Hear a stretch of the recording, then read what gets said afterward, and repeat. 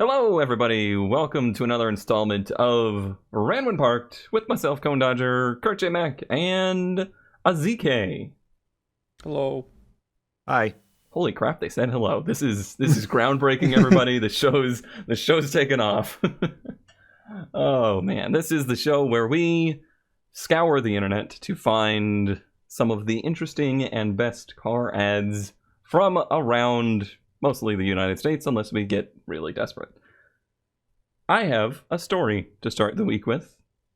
It's story time. You got a jingle, Kurt? I don't have a jingle. I'm sorry. I jingled earlier, so I'm all out. Gross. Okay, so as some of you may know, I occasionally drive around in a Celica Supra that I painstakingly restored for an ungrateful owner. And I frequently see around town what we affectionately know as an angry butt Celica. Yeah. I think we've had a couple on the show before.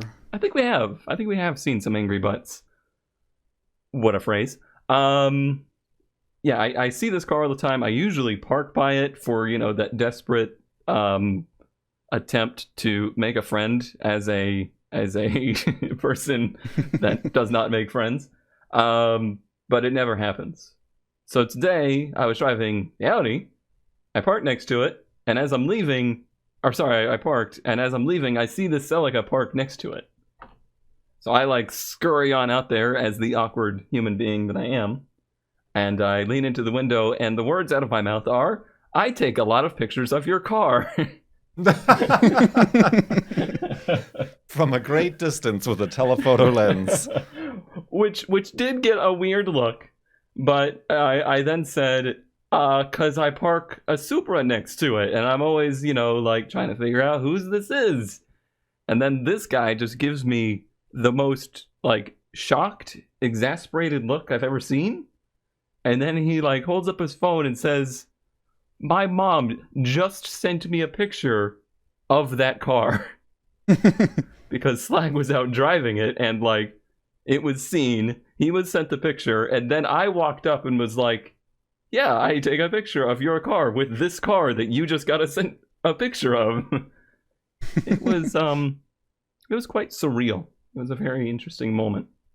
I feel bad for that guy now. You just gave him this really bizarre moment that it's what happened to me today? There are a few. There's a angry butt Celica that I've parked to a couple times with the Corolla. And I talked to the guy once, and I saw it actually listed on Craigslist, but I don't think he sold it because I keep seeing it around the same neighborhood. And then there's a hatchback Celica that has the louvers. I want them. Yeah, I'm like, so what kind of bolt or screwdriver does that take? You need me to? So it's an Yoink. M10. You probably do it with a T handle. Oh man, Yeah, can you imagine the I do shipping? like the angry butts. Oh god. What? Oh, How it's would shipping on louvers. Yeah, you just gotta because you have to probably build a crate around it so it doesn't. Oh yeah, they get... got to be pretty fragile, huge. They're all one piece. Yeah, they're already kind of sagging in the middle from what I can see when I see that one around town. Listen, it's been a long time. Gravity is tough, all right? The more I was talking to this guy, and I was asking him about it, and he said he got it because he was looking for a 240 and couldn't find one for a reasonable price. It was all rather small worldy. And apparently, if you want to make friends, anybody, find somebody with an angry butt Celica. There's your top tip. Life advice of the day. Mm-hmm. Okay. All right. Well, anybody else have a story to tell? I have no stories this week. Have you left the house? I have left the house. I did. I took the SVX out for a couple of grocery runs and things, and it's doing just fine. Grocery runs. That's where you got to find the angry butt Celica. I think if you're in an SVX, you got to find a brat. You got to find somebody that's in an equally bizarre Subaru, or at least a Baja truck. Is that what they're called? Baja? Yes. Yeah. All right. Well, let's dive into the regular show now with our random parked, and I'm gonna start with ZK because I feel like it. Get ready, ZK. Okay. Wow, this is getting serious, guys. So I'm not right. Oh, it's a 74 Ford Courier. And for those at home, it is sitting on a trailer. The truck has been owned by one family since new, low miles, parked running in 2008. So it's only been not running for 11 years, which is, fine. Has it been on the trailer all 11? They have the title, haven't tried to start it. Small rust spots. One Shire tot, yes. One Shire tire tot. shot. Others are dry rot but hold air. Interior clean. Great for guns or 4x4. Call now. Oh, this is gonna be a good show. Oh man. So what is the Ford Courier? Is it a Toyota or is it a Nissan? Oh, keep going. Mazda? Hey. But not really.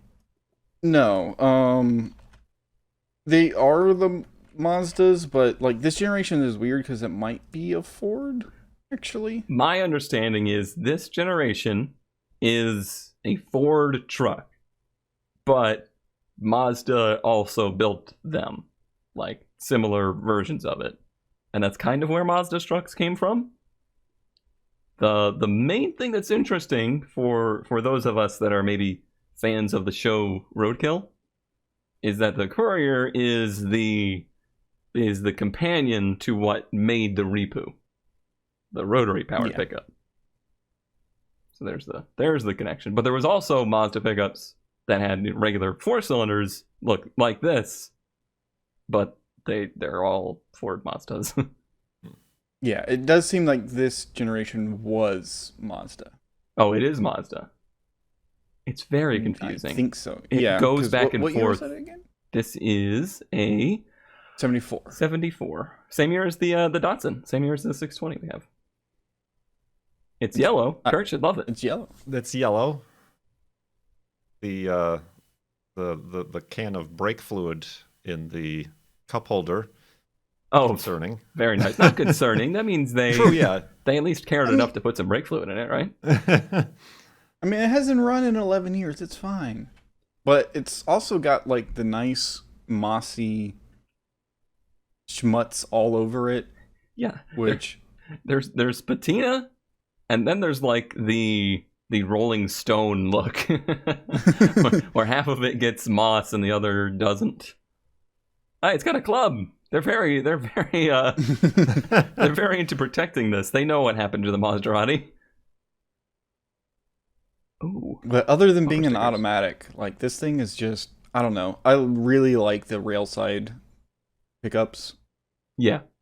Especially the little mini trucks of that era because they're so small and perfect. The Spurs, NBA champions, 1999. 1999. So that gives you some kind of idea that, yeah, this is probably the era it stopped being used. Yeah, I don't know what it is with those small pickups. Once you get the rail side on them, it just, for such a small little detail, it makes them look so much cooler. Mm-hmm. I don't know if they're actually big round headlights, but they look big on this truck. Oh yeah, they're probably, a standard bulb, but because the truck's so small, it's like, oh, those are huge. Yeah, it gives it that like cute look to it. It definitely reminds me a lot of the Datsun. I love it. How much was it? 2,000. They want 2,000. It's probably a little high, but honestly, the body's in pretty good shape. So I'm not too familiar with this currency. Do they want like 2,000 guns for it, or? Yeah. Oh man. Those are the ads that always get to me. It's like, yeah, I'll trade. It's like, I'll take guns for trade, but it's also weird when people offer you guns for a trade. No. Yeah. I guess it's just a Texas thing. Oh my. Wait. No, yeah, they misunderstood. They misunderstood. They put the mileage as 809,991 miles, which I was about to like, somebody get Guinness on the phone. But they actually read it's a 5-digit odometer with a 10th last digit. So they read the tenths as a mile instead. I mean, who knows how many it's done? It could have rolled over 4 times by now. Probably not. But probably not. Neat. Oh, look at the bug tracking in the windshield. The exploded dash. Like, it looks like something popped out of it. Yeah. Chest burster, yeah, alien. And we only need to see out of this part of the windshield. Don't bother cleaning the rest. We just need to get it up on the trailer. Hey Kurt, how do those visors look? Oh, those look like 2 bolts. I don't think Yeah, they'll those work. look like two screws. Those are no good. Look good. The quest continues Yep. for the Corolla visor. Nice find. I would almost put that one into the I would make that mistake category as well. I like it. Yeah, it's one of those ones where it's a random park, but it's actually like... See, this is the kind of mistake you should make. If it doesn't say these 2 words, clear title, don't make that mistake. Take it from me. Alrighty. Kurt Mac, I already see a finger, Kurt. You gotta get the finger. Giving them the finger with your 1989 Ford Taurus SHO for only $1,000, and this is the first time I've heard this term. It's a barn find. Yada yada yada. This car was running before barned. Ran when barned. I didn't realize that could be a verb. That has to be ironic, right? Ran when barned. It has not been started for 3 years. Too many parts. Still has the patina from literally being in the barn. Literally. They want you to know it comes from a barn. If there's not animals in here, I'm suing. Is it a barn find if it's only been 3 years? Yeah, I don't think so. And how do they... Like, they knew it was in there. Right, They they're didn't the ones find who it. put it there. Yeah, they're the one who barned it. All right, let me write that down for the title. Oh man, they're the ones that barned it. Yeah, I know that the SHO is kind of a is it pronounced SHO or do you say show? Either way. It depends. I mean, I say show because we already had guns and now we have a show, so this is a gun show. Bam. There's also the Ford SHO gun. Oh no. Oh, confused. You already lost me. Yep. Yeah, this. I think it's supposed to be SHO, but I think there's some different But it's an acronym, generation right? things where it's show or whatever. It doesn't matter. I think it's an acronym for something. Super high output. Sure. Sounds good. Damn. I mean, if they didn't come up with that, they missed out. All right, let's look through the pictures. Yep. It's a show. Yep. It's a Taurus. Needs new tires. It's got the layer of grime and schmuzz. This ain't a barn.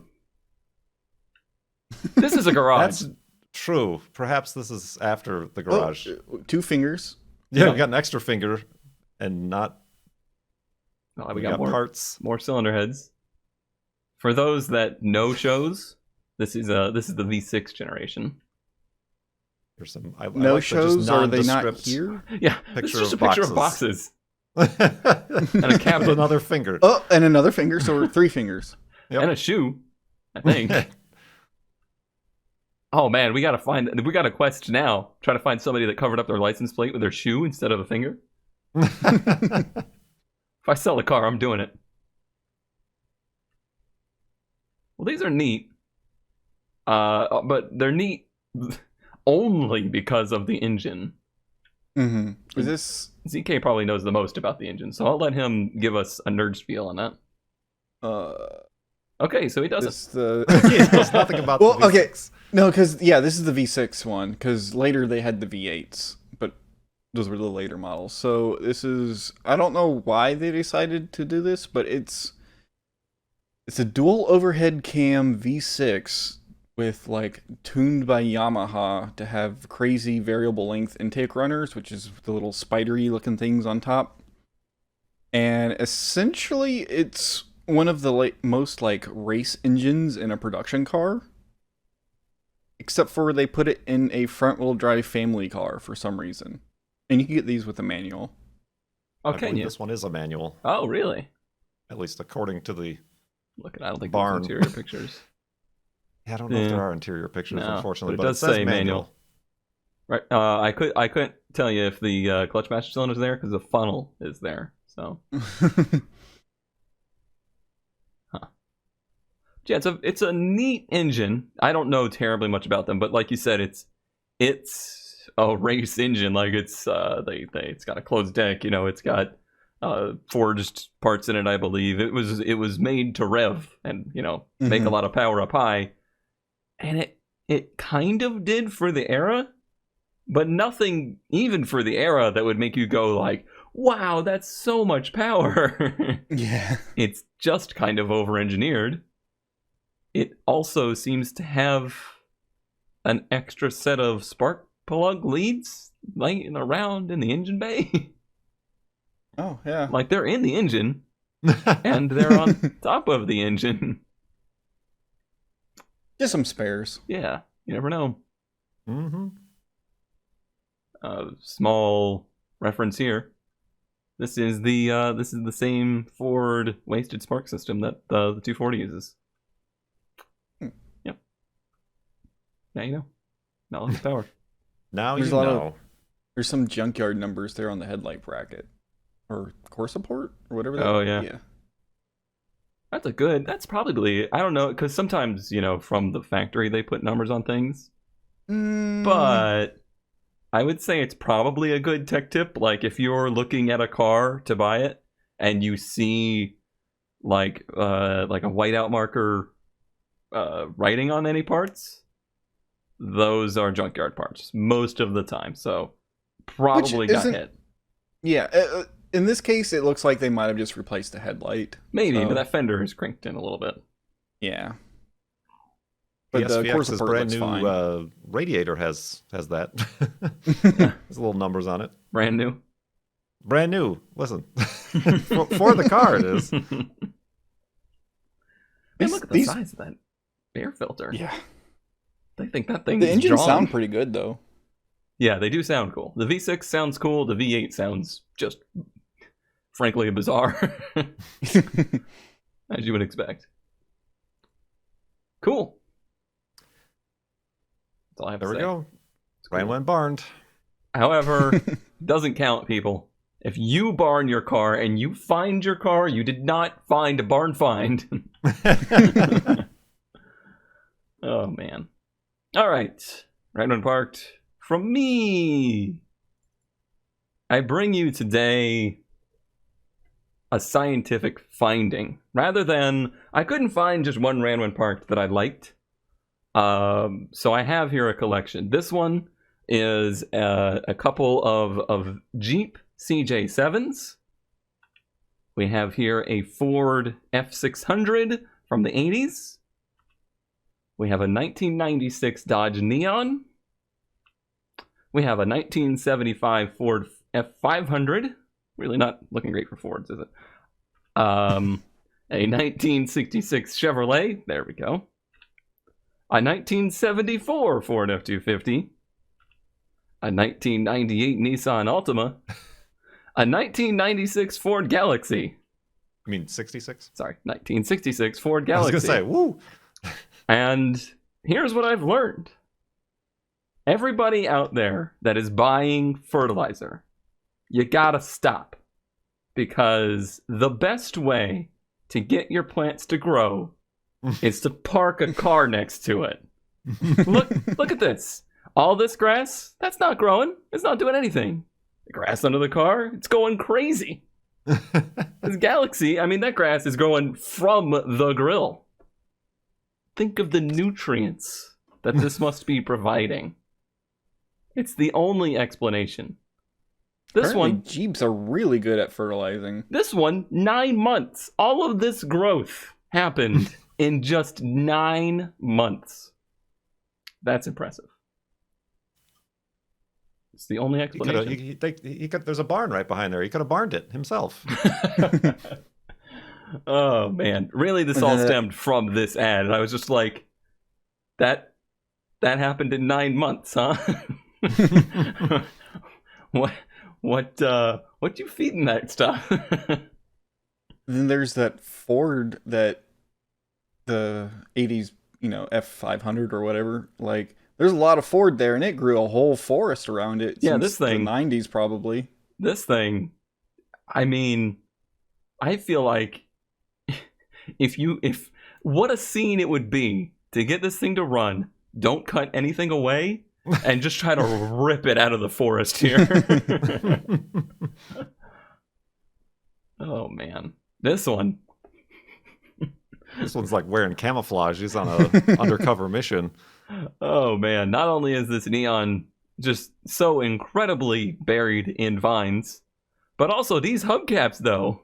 I don't know if I've ever seen that design. It's like a weird golf ball? Yeah, that's the best I could describe it. A golf ball. But you can still see the steel wheel like under the hubcaps. But they look factory. Old Fords just grow forests, apparently. Yep. That's what they do. I'm learning a lesson here. It looks like the Chevys aren't as good as fertilizer as Fords. Yeah, this one, I mean, there's some growth, but it's really not excelling, I wouldn't say. Sure, yeah. There is something growing out of the grill on the left headlight there. True. So that seems to be another secret. You gotta plant your seeds in the grill. Right up there by the water radiator. Is with the radiator, yeah. Glycol, it grows things like mad. All right, I've extended this joke long enough, but really, I always search for Ranwood Parked, like, as a description, and I didn't find anything I really liked, although the Galaxy is pretty cool. But I just kept finding things that were growing. If you really want to sell your car, and you really want to sell it to me that it ran when parked, buy a weed eater. Trim the grass around it a little. Put in some effort. And I put in a lot of effort there. That was like, what was that, 9 ads or something? Yeah, I'm impressed. So don't make the mistake of not trimming around your car, but make these mistakes instead. Nobody ever likes my segues. I nodded silently. They can't see that. ZK, what mistake? Oh no. You've caused some sort of flashbacks and PTSD in Cone. Especially this freaking dolly. This is kind of why this is here, because this is really kind of the mistake I'm in right now. This is I think this one's an 89 240. I can tell you because the bumper doesn't fit, yes. Yeah, 3 different color panels on a U-Haul trailer. Alright everyone, it saddens me to say, but I have to sell my dream project build, and everything as of finances have gotten tight for me, and I can no longer afford the lifestyle. This is your lifestyle? This? Would like to sell everything as a whole, but open to negotiations. Pretty much have everything needed for a running street legal drift missile. And a lot of extras. Just needs some TLC, just a little bit. I wish we did webcam so I could just get up and leave right now. But yeah, this if you go through these pictures, this reminds me a lot of my current. You can't make me. The problem is with this is that this is me right now with a 240 in a shed with a bunch of parts laying around. Hey, the cup holder mod. I've seen that one a few times. That's not bad. Just drill some holes in the cover of the what do you call that? Center console box? I don't know. Yeah. Armrest, sure. Armrest, okay. You know, the engine that is installed, but literally just the motor mounts are hooked up and nothing else is connected. They went through the effort. I'm sorry, owner of this. You may find this video someday. I'm sorry. But you went through the effort to tape up all the brake lines and everything. And then you didn't even use enough spray paint to cover all the metal. Like, and you didn't cover the brake booster. Hey, no, painting the brake booster is a good thing. And you didn't paint next to the brake booster. Okay, that's totally fair to call him out on. And you didn't mask off the sway bar, but you painted some of it. Continuing on. More random 240 parts, just laying around. One not in great S14 shape. seat, one S13 seat. You could turn those into a racing game setup. Sure could. It will give you spinal problems for life. Oh, Stack of tires, Stack and of stock drifted sizes tires. that no one wants. Is that a gas tank? Yep. Yep. Gas tank. What looks like an S14 steering wheel that the airbag popped. Bleh. Yep. Puck clutch. The old puck clutch. Hey, there's my 5-lug setup that ZK desperately wants me to do. Maybe you should call this guy. I won't. Oh, no. Oh, okay. I don't know what this is. Okay. I thought for a second this was a heads-up display, but it's not. I think this is a specific non-sunroof coupe thing. They got these little reading lights on the ceiling. Oh, okay. I've never owned a non-sunroof car, though. Well, 240. Then picture of a random ECU with I guess more that is junk a in the stock background. ECU. And now we have a second ad Oh, with no. a 1990 240SX hatchback who's also giving up on his dreams and getting rid of his 240 in his shop with a bunch of extra car parts just laying everywhere, which looks suspiciously like my garage. Who has a picture? Who has a poster of just a modern Lexus on their wall? But this guy's kind of cool because he's got turbos and inline sixes in the background. Mm-hmm. But again, 240. Oh, well, all the stuff for With sale. Every individual part for it is for sale. Mm-hmm. And, Oh, no title. It's a Why? shell. How does this keep happening? People, keep track of your titles. Sign them correctly. Transfer them correctly before you sell your car. Oof. The hatch just shoved full of interior bits and The hatch shelf also got rusted. I don't know if I've ever seen one rusted out there. Eek. so what you really need is the other guy's shell and then maybe some of this guy's parts. Call both of them. Don't do it. Don't do it. Or call me and I'll give you a package deal for pretty much all of the same stuff. I have the title to mine. At least you're that far ahead. What a sad tale, the S13 240SX. What a sad tale. Everyone always gets it to this point and then gives up. Yeah, I never thought I would see the day where my car was the clean 240SX. I pulled my car out of a warehouse full of cars that were literally going to be crushed 10 years ago. And now that car is like, oh, what a clean 240. Wait. I'd make that mistake? Or I guess you're saying I've made that mistake. I've made that mistake. Right, well, at least you're tied with Kurt there now. True. Although yours happened in the past. Kurchamek, Hey, speaking of Celicas, I see you have a collector's item here. yes, a collector's item for $5,001, a 79 Toyota Celica GT, which is kind of the forgotten body style of the Celica here. For good reason.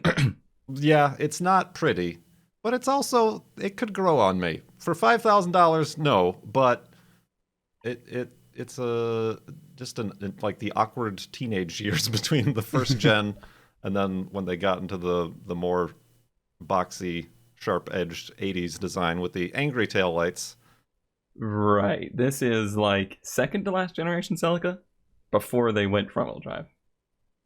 Correct. This is actually, I think this car is based off the ones we really like with the circle lights, the coupe, and the fastback that looks like a Mustang. Mm-hmm. And I think if you look at this one, it has Yeah, like the general shape is still there of that first generation coupe. Correct. It's just a little bit Ooh. wrong. This one is in like very good condition. Yeah, that interior is really nice and really fuzzy. It's very fuzzy. No cracks in the dash. Oh wow, That deep blue interior. that is like extremely well taken care of. Right. That's why I had to choose this one because it looks too good. Like suspicious look. Those look like your gauges. Is that 5,000, like almost 6,000 miles, and that's it? Yes. Maybe Unless it rolled. Unless it rolled over. It rolled over. Let's look at the engine bay. It rolled over. Oh yeah, the valve cover is that nice shade of black that the Corolla's was before I took it out and polished it.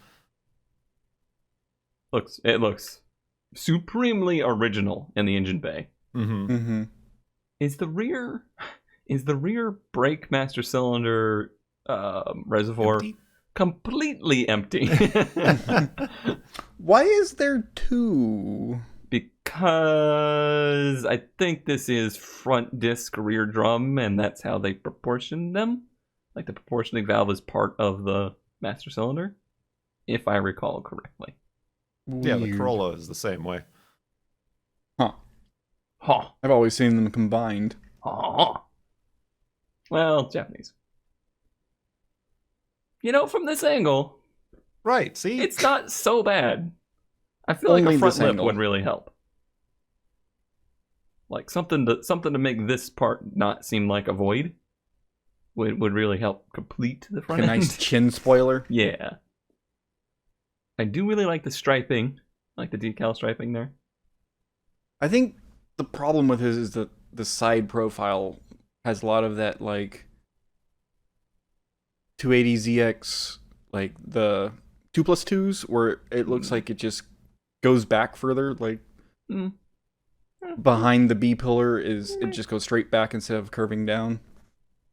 I think the most unique body line is this windshield wrap. Like the front, like the driver's side and the passenger side windows start wrapping up and curving, I would say like halfway through the door. Mm-hmm. And then that's a constant radius all the way around. I don't know that I've ever seen another car like that. Maybe for good reason, but you know, I'm just saying, it's unique. Is that like a vinyl on the rear half of the roof? Yeah, that's good. Yeah, that's probably what's throwing me off about it. Oh yeah, that probably makes the back look a little big. Chonky. But I do like the wool seat covers. Yeah, those. I'm just imagining like sitting in those in the heat of summer of Florida, and there's sweat beating up on me just thinking about it. I was thinking about damp wool. Wow, I didn't think the 20R didn't. I thought the 20R would rev a little harder than that. Yeah, I like how they went to put an 8,000 RPM Right. gauge in there, and it read line at 52. It's like it's a little bit orange around 5,000. Maybe Right. you should back off a little bit around there. I imagine they probably sold this exact car in Japan with some kind of cool, you know, dual cam, small displacement, 4-cylinder, and it was, you know, a real sports car. And then they brought it here, and they're like, no. Americans don't want that. 20R is a good engine. roofs. 20R and the 22R are very brute engines. They will even move a camper approximately 55 miles an hour down the highway, I hear. 70 flat out. If it's straight, if it's a flat road. Yeah, if you've never turned. Well, that is interesting. Yeah, they're unique, but for good reason. I would say similar to the first generation Celica Supra. Yeah. Unique, This angle, but this angle kind of gives me some Citroen vibes, though. I think I think that's the same blinker from the first generation. Like that little corner Yeah, light. it's certainly the same shape, yeah. Yeah, That would then blend into the chrome bumper when it had it. right. Yeah, weird. What a weird little like holdover. No. This is just like the other one. Trust us. Neat. Also, man, these people got a nice yard. All the cars that have deteriorated into it, just fertilizer. They're gonna be real upset when they sell this. The yard's just gonna go to waste. All right, my mistake of the week is one that I never considered before. It is an Audi 100. I guess I'm gonna have to take their word on it. I know nothing of this vehicle. All I know is it looks like the regular model of the famous like Audi Quattro Coupe, and it's one that's in very nice shape. Like, this is a very well taken care of car, that's for sure. This car really became an iconic rally car. And as I've started to kind of fall in love with the German stuff a little bit, sorry, ZK, I've started to appreciate, some of the older stuff. I don't really love a lot of Audis, but this one spoke to me. It is powered by that unique five-cylinder all-wheel drive. It's longitudinal, and the five-cylinder is placed in front of the front axle. So it is truly front-engined, and that was part of what made these cars interesting rally cars, because the weight distribution was so front-biased, but it was all-wheel drive to kind of make up for it. It gave them a very notorious handling style. Look at the battery. The battery is mounted behind the engine, but in front of the firewall. I can't think of any car like that. Yeah, it seems so like, it also seems like the engine is on one half, like to the left. Like, it doesn't seem like it's in line with what the drive line would be.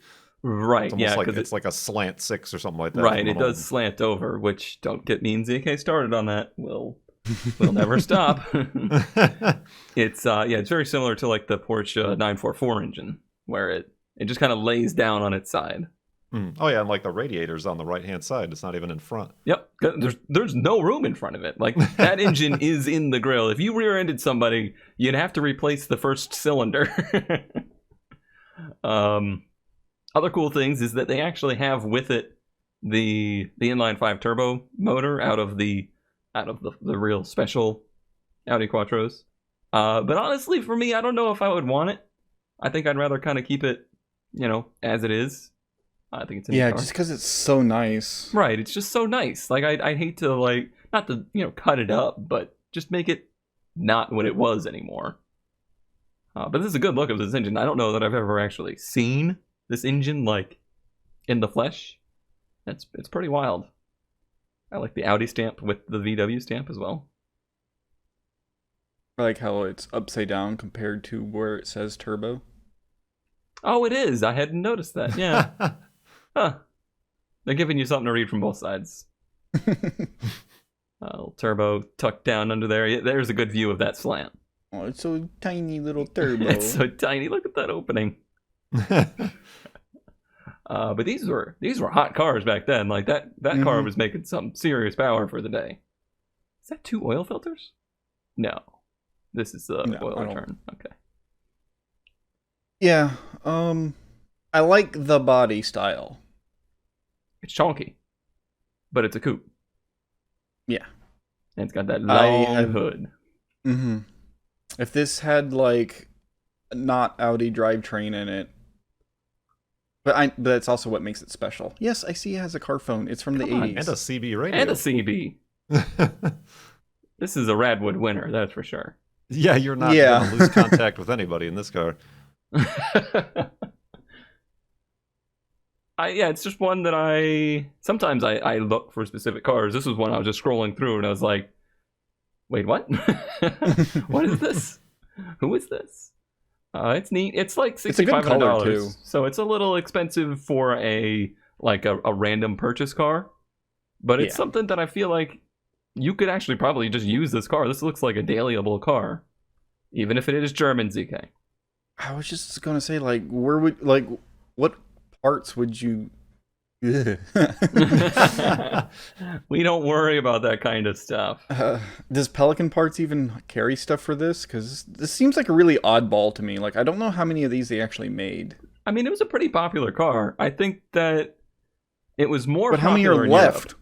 Right. And I feel like they were treated as commuters. Like these specifically weren't special enough for people to try and really hold on to. So it's neat that somebody did that, but it also makes it a nightmare for finding parts.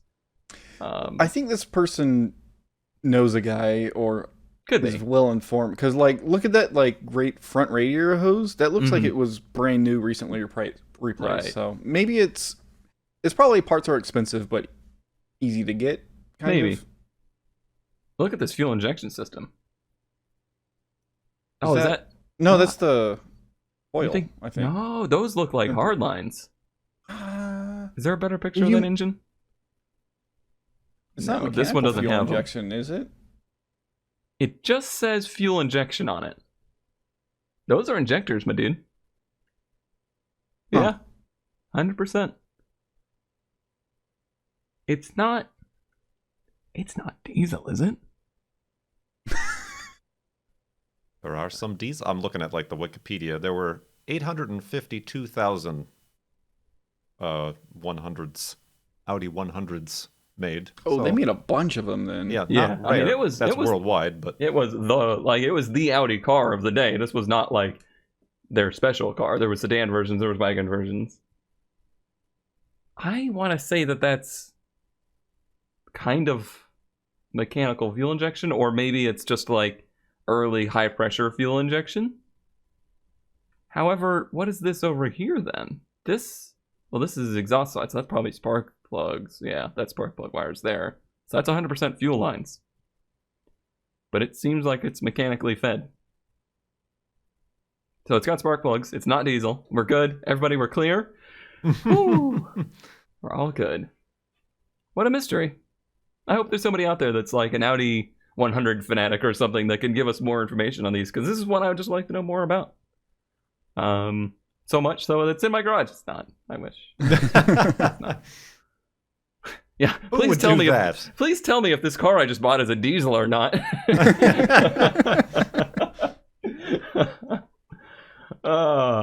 Good stuff. Good stuff. good times. All right, we're going way too long. We're getting rambly today. ZK, mildly oh, that's hard to say. Mildly interest us. I did it. What we have here is a 1987 Honda Civic Wagon van. A what now? A Wagon van. It's not a wagon, it's not a van, it's a Wagon van. And that's what they were called, right? Yes, that's actually what they're that's called. the actual That's thing. Oh my. actual name. Yep. I'm a little more interested in these than mildly, but I think no one else cares, so that's why this is in this segment. No. You're right that there's people that this is mildly interesting to, but the people that are interested in these have like injected them into their bloodstream. Yes. That's why it's $5,000 for an 87 Honda Civic. But the interesting thing about these is that they were all-wheel drive manual transmissions. So you have this weird hatchback wagon van thing Thumbs up. with a 5-speed all-wheel drive with a little tiny carby 12-valve 4-cylinder. Yeah, this is one of those ones that's just, it's so bizarre how iconic and popular these are amongst a very certain audience. Yeah. And like generally most people don't even know these things exist. Right. And they have the cool little wraparound like third window in the back. Yeah, that was a trend of the era. Like, how much window can we get away with? And this goes back to, I forget when we were talking about it, but like the Brat, the cheap quote unquote off-road cars that you could get. That front end is just woo. Yeah, it's That out big old there. bumper and those tiny little square headlights. It's out there, man. It's ready to be off-road. You can bump into trees and not have any problems. You can also swap all the all-wheel drive stuff into a CRX. That you can. Can you imagine? Like, I've never driven one. I've never really been around one. But can you imagine how slow this is? It's not that bad. They don't weigh anything. Because, yeah.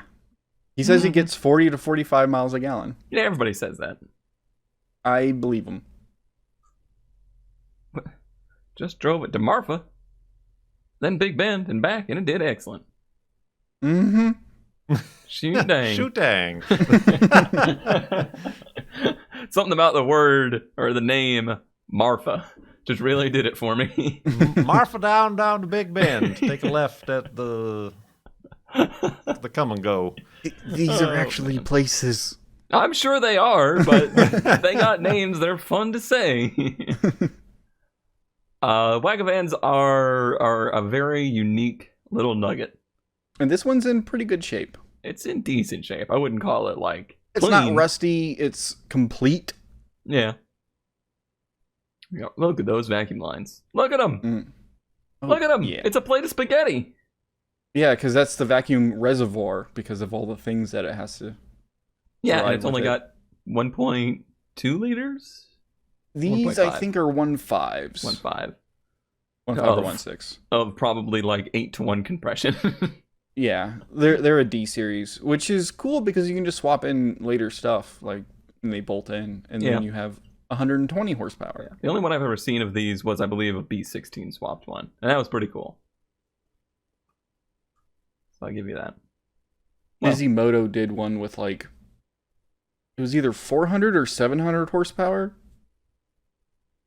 and it's a little ridiculous. did they fix the way it looked? It was blue. Ah, okay. Fixed it. Very mild. That was very mild. Although I feel like it's more than mild for you. I got a little bit spooked there because I do have a Toyota. Pretty much has like the Corolla Tercel all-wheel drive. That is a spitting image of that, and I have one of those in my back pocket for like a mildly interesting, or I'd make that mistake or something. Spoilers. Yeah. Spoilers, or maybe not. There's too much other mildly interesting things, like this Lancia Scorpion from 1976. Wow. Which is just something I've never heard of. I would never own, which is kind of the mildly interesting. It's like, this is unusual. Can I just say that when you said Lancia, I got like tingly inside. Like, ooh. You felt like such an enthusiast at that very moment. Is that ASMR? Ran Barnes? Demonetized. But yeah, the Lancia Scorpion, rear something engined, 4-cylinder. They were known in Europe as the Monte Carlo, but over here in the States we got the Scorpion with these are pop-up headlights. They pop up like a whole inch so that the headlight faces forward. In my research, that is mildly interesting and nearly pointless. Yeah. A rare mid-engine coupe. Look at that frunk space. I was gonna say it has the longest hood for the engine being in the back. Yeah. Ooh, baby, Yeah, that's the red interior. Oh Right. my! Oh, I was going to point or ask, but yes, that is a rollback soft top. Oh yeah, it is a rollback soft top. Like sunroofs, but soft top. Yeah. Not a convertible because it's got like a connected roof all the way around. Mm-hmm. I'm sure that holds water just fine in the inside of the car. 2-spoke steering wheel. Look at those gauges. They're like rolling. Slow down. Slow down. Replace catalyst? Replace catalyst. Hey, it's Italian. Give him a break. Look at those needles too. This thing's weird, Kurt. The big needles, they got like Coke can rotating mildly weird. temperature and oil temperature gauges or pressure. What is that saying? Is that just something to open in the vent? Something to open. Top Where are left. you Hold. looking? Closed to deaf. Okay. Okay. Aw. It's sad. That's so sad looking. The seat split in a way that's just like, oh. Oh man, that top's in nice shape. Somebody redid that, I guess. Yeah. Mm. Huh. Well, look at this Yeah, engine apparently. bay. Listen to my phone buzz. I was gonna say I looked at my phone. So I'm gonna leave that in so that everybody that's watching also look at their phones. I don't think there's another hood in the world that did this. You know, I didn't even realize that until you said something. Like, this image just didn't... I was just looking at the tire Yeah. or the wheel and how it covers up 3/4 of the engine. I didn't even notice that the trunk opens sideways. Well, the engine cover. Engine Yeah. cover, trunk, whatever. Yeah, it tilts up. It's hinged on the driver's side and opens from the passenger side. The engine's pushed kind of to the passenger side, and then behind the engine is a full-size spare, like a full regular tire from the car wheel with this bizarre offset four-spoke. Why is it called Scorpion? There's nothing Scorpion about this. I don't understand. Like, I haven't even seen a Scorpion on it yet. And then it's got the... Like, in the engine bay, if you got to replace the spark plugs or something and lean over that giant sill thing that's on the side of the car... The flying buttresses off the back are like... Yeah. You would have to, like, just crawl up on there in the engine bay. Let me just stand on my spare tire. Because it was the Scorpion in the U.S., they didn't want the Monte Carlo to be confused with the Chevrolet. Oh, confused. I'm sure General Yes. Motors was like, You got to call that the Scorpion. Yeah. And apparently, in Europe, they had a 2000cc, 118 horsepower engine. For the smog requirements in the U.S., it was a 1756cc that had 81 horsepower. Mwah, mwah. Wow. Oh, And smog era. All that smog stuff with air pumps for the catalytic converter. Just that's why there's a replace the catalyst. I bet this would be Warning light. real good with, like, a one of those hopped-up alpha motors. I was thinking like the Fiat 500 motor or something like that. Yeah, Mm-hmm. that'd be cool.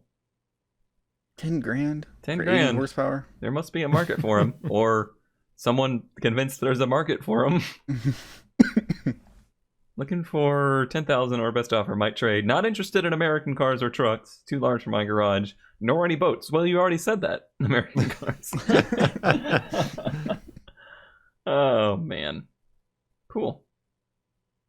But not that cool. Mm-hmm. Honestly, the coolest things about it are the things that have, like, nothing to do with it. Like, the actual car itself, not that interesting. But, like, that interior, pretty interesting. That engine bay, pretty interesting.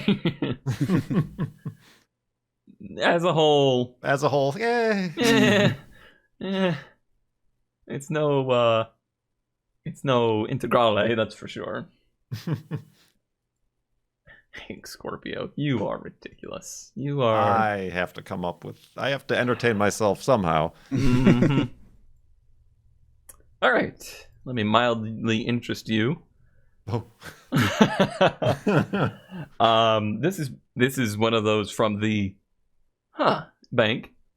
This one is local to me somehow. Somebody brought over a 1982 MG Metro, which I don't think we ever got. It's right-hand drive, so certainly it's not a U.S. car. Have a 1982 Rover Metro for sale that has a K20 Honda swap. Only needs the mounts done. Everything else for the conversion to be driving. Oh, only the mounts are done. Needs everything else. Sorry.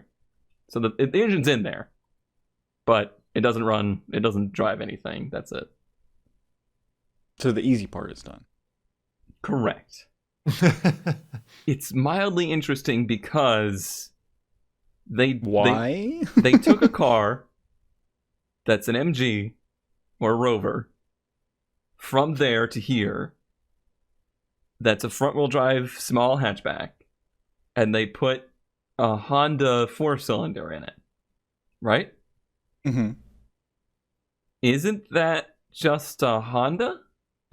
Like, it's so interesting to think of, like, the thought process here.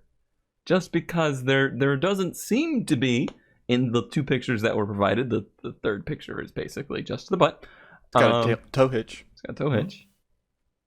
It's just, I don't diss anybody on their project ideas. I've done some very stupid things. But why? And it's like a not good condition shell or anything. No. Stance Nation, though. It's yeah, definitely, like yeah, the somebody rear springs are cut. And... Why? How? How is this here? Why is this here? Did somebody drive this, like, with its 1.4 liter original engine at some point? Did they move here and they, like, put it in the luggage of the plane? I don't understand. I don't understand at all. This is a perplexing scenario. Was this really like is. one of those cars that was imported before we had all the stupid import laws? Oh, it very well could be. 82. So, like, yeah, so like someone maybe moved here and brought their car with them to drive it around, and then this one got left in a field, and then someone was like, "Hey, let me get that junker and put a K series in it." I think that used to be a lot more common, like you said before, on the laws, and it used to be like people in the military when they were abroad. The story I always got. Oh god, this episode's gonna be so long. So when I first got into 240s, the SR swap thing was just becoming a thing. And the story I always got was we didn't really know about the engine until people were being stationed in Japan. They saw what the S13 was over there. And when they noticed that, they started to, on their way back, they would put either a half cut or like an engine in the plane with them. Like they were allowed to bring the cars back with them in that era. And that's kind of where that all started. Of course, once it was found out what they were doing, everything got, clamped down on. But I definitely remember hearing stories from, like, older veterans that were like, yeah, we brought our Corvette to Germany with us. And, when we were stationed over there, we had the only Corvette over there. So I'm sure it happened both ways, where there's old American cars in places that they don't belong. And it seems like maybe it happened the other way, too. There you go. 2 stories from me today. Gather round, ladies and gentlemen. You know who tells a good story? Ooh. Sometimes for minutes on end. 1 less cubes. Now, everybody, no, don't click off. I have found the lowest megabyte less cubes clip for the day, so this one should be short and sweet. Hey all, so today I wanted to talk about one of my automotive gateway drugs, Gran Turismo 2. I loved that game when I was a kid. I did I buy my uncle's PlayStation or did I trade for? I can't remember. Anyways, I got it just for that. And that game was so important for broadening my horizons when it came to cars because it had everything. It had GT1, Le Mans, monsters, and it had hill climb cars. It had everything, all the way down to little 660cc K cars and Fiat 500s and all the little everyday cars that they have in Europe and Japan that we would never see here. It really exposed me to a bunch of different things that I didn't know about or I was only vaguely aware of. And it also had one huge thing for the nerdy kid that I was. All the cars, at least if I remember right, all the cars had a whole write-up on them. Usually marketing fluff from the company that produced it, but still, it gave insight into the mindset that went to designing that car, what the stylists were thinking, what the engineers were thinking, what the intended use of it was. And it really, really, really helped me understand more about cars, why they're made the way they're made, for the markets that they were made for. And I'll be forever grateful to that game for doing that for me, and I can't think of many games that I would say I'm grateful for. Same.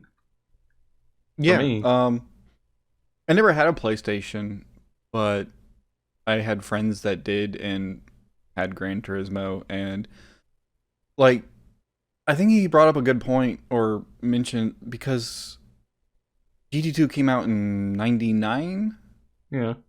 And at that time, like, the internet wasn't really a thing. I mean, it was, but it wasn't super common and it wasn't fast. So It was I think- mostly like ASL question mark. yeah. But I think Gran Turismo had a huge impact on, like, our generation and car knowledge and making car people out of kids and stuff at that time, because there's not really any other way to get that exposure at that time. Yeah, I mean, as somebody that grew up, like, my dad just took me to Super Chevy and, like, muscle car shows and cruise-ins for such a long time. I thought that was automotive enthusiast. Like, that was it. And Gran Turismo was just like this huge eye-opening moment of, oh, there's so many different kinds of cars and so many different kinds of sports cars and so much variety out there that nobody here ever covered. It was pretty wild. Yeah, I remember renting Gran Turismo 1 because I think it was about 97 that I got my first PlayStation 1. That's where I started playing like Tomb Raider and other formative games of my video game life. But I remember renting Gran Turismo and then eventually buying it and then getting Gran Turismo 2 and stuff like that. I don't know that I fully invested myself in learning about like cars and the cars outside of just the game. I kind of like kept that knowledge in the game.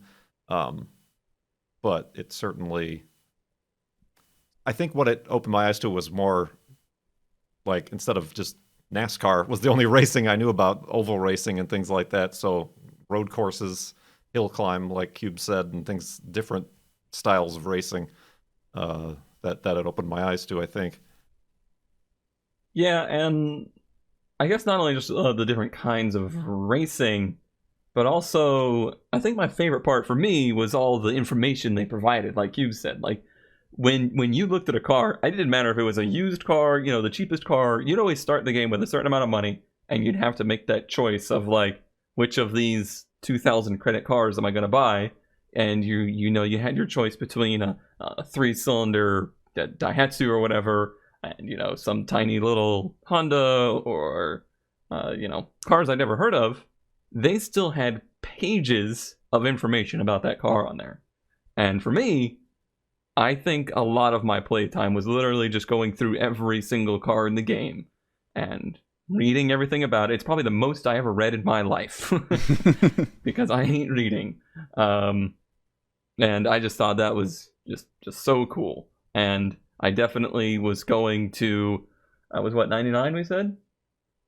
Yeah. So I was going to junior high, and at the lunchroom table was like, you know, being a typical 12, 13-year-old and spouting out all the information. I know this about the Nissan Skyline. Did you know this? Yeah, it was that game I credit entirely for the fact that I got into Japanese cars. Of course, Gran Turismo was Japanese focused, Japanese, you know, developers. There was 1,000 cars, 700 of them were Japanese. But yeah, I'm thankful for it because it led to a terrible, terrible addiction.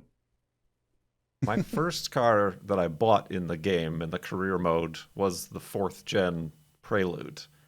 And even though, like, I really don't know much about Hondas or the Preludes, that if I see one of those for sale, I'm always like, there's there's a little bit of a nostalgia that clips in there, I think. You You should might do it. They're say- good cars. It was the prelude to a hobby. Ah, Oh man, thanks Cubes for that trip down memory lane. And I think that's one of those things that only people of our almost exactly our age bracket would really get to experience, because Yeah, anyone 'cause- younger grew up when all this stuff was already big, Mhm. and anyone older Right, yeah, or- was probably or too they- old to really get into it.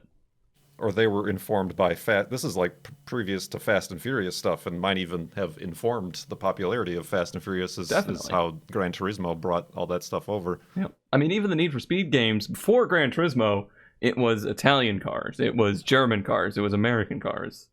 It wasn't really until Gran Turismo that the Japanese stuff really started to get introduced as well. All right.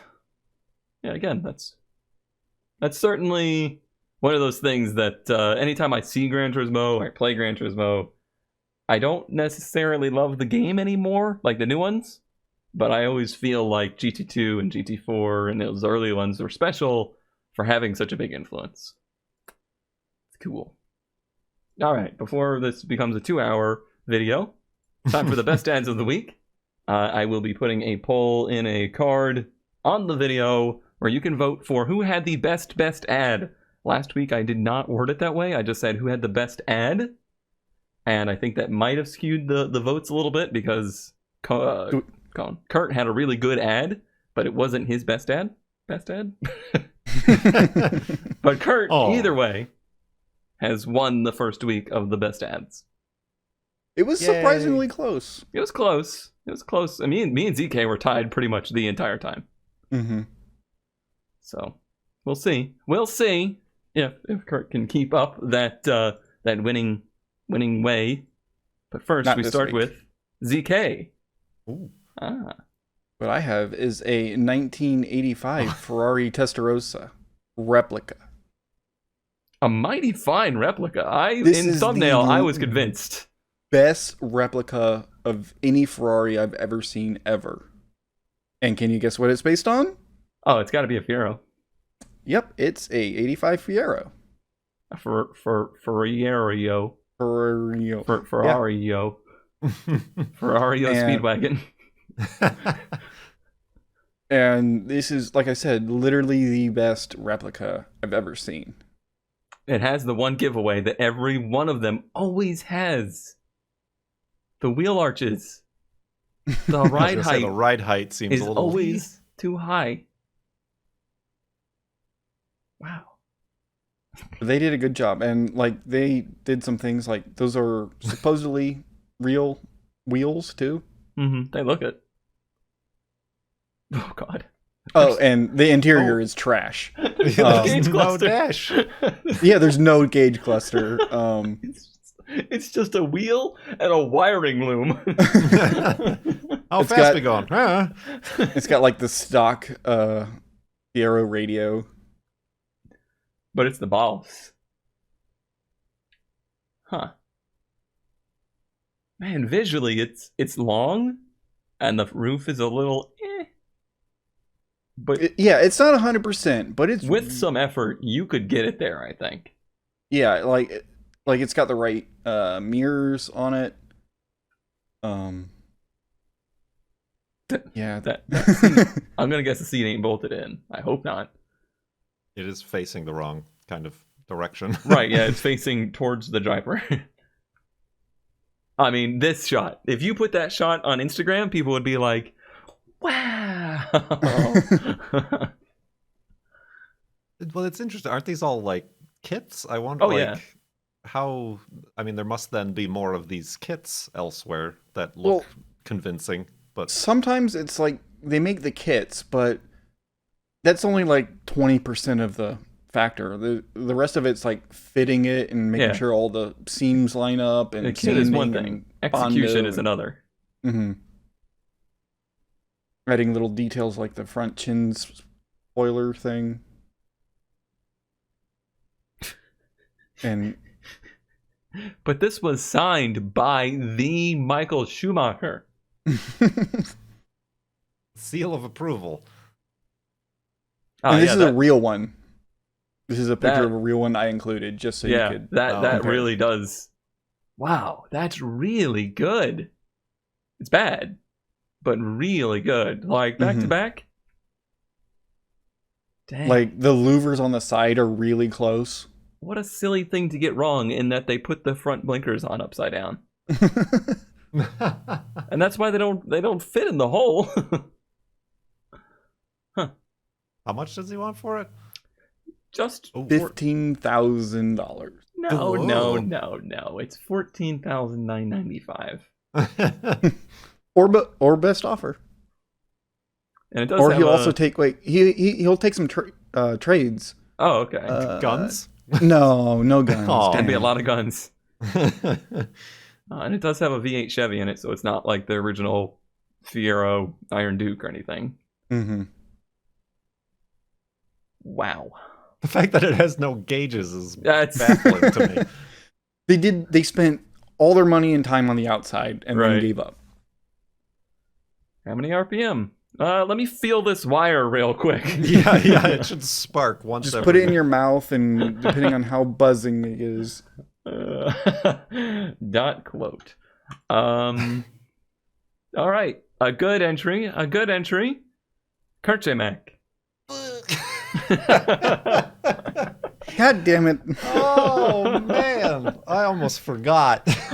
How could you forget? I'm going to vote for Kurt this week. Here, my friends, my good friends, we have a 1973 Volkswagen bus custom shorty. And boy, it's short. A shortened Volkswagen bus runs, drives, pops wheelies. It probably does a stoppies too. No, Oh, it probably doesn't man. stop. Well, yeah, I guess there's that. Oh, if you do live in the Port Angeles area, you may have seen it in various parades where it had a comical large key on the top to make it seem like a giant wind-up car, according to the ad. Oh, I was going to say, is this according to the ad or is this Yeah, actual this is my knowledge? own- This is my own history with the car. But my goodness, what a... You can't, I And the Can't stop execution. Like, I can't It's tell that was cut in seamless. half. I mean, I can tell it was cut in half, but... You can't see the seam. Right. Look at that shag carpet. And another thing Shag is, like, carpet. this has the mildew and It's got some patina like home and- theater On the speakers. inside. I don't need to see these interior pictures too much.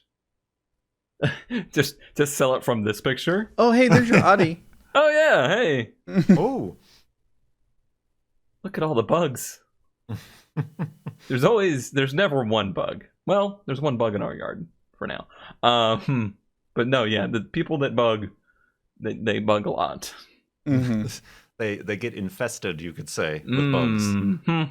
Hey, my goodness, what a dream machine! I just want to see it drive. I Yeah. don't want to obviously drive it because I also want to live, but I just want to see it drive. What a great ad too. Like great pictures. We didn't get any motor shots, but still. It's a, it's an air-cooled B-dub motor. And There's they're not much to look at. impossible to see on these. Wow. Oh, it looks fake. It does. It really does. I don't But want to it's show not. mine It's now. not shopped. There's no pixels. Can I just forfeit? Shorty. Well, from one chopped vehicle to another. Oh, This is a 1987 Nissan D21 hardbody pickup. Convertible. It is not just a convertible, though. It's a convertible with a topper. which is absolutely the first time I've ever seen that. I'm pretty sure this is a roadster cone. oh yeah. It's It does not do Sorry. any kind of converting. Well, yeah. Part of the ad is great here. 1987 Nissan D21 hardbody. AC works, needs charged. Heat works. 113,000 miles. E24 motor. They decided to include the fact that it's a 4-cylinder with 8 spark plugs, when in reality that was a terrible thing and you shouldn't mention it. Drive anywhere. Convertible, no top. Have tarps. Have tarps. So drive anywhere, except where it rains. No, it's okay. Have tarps. Are the tarps included in the $1,500 asking price? I would certainly hope so. And for those at home, it is blue with orange trim and seats. And It is. That is a local thing.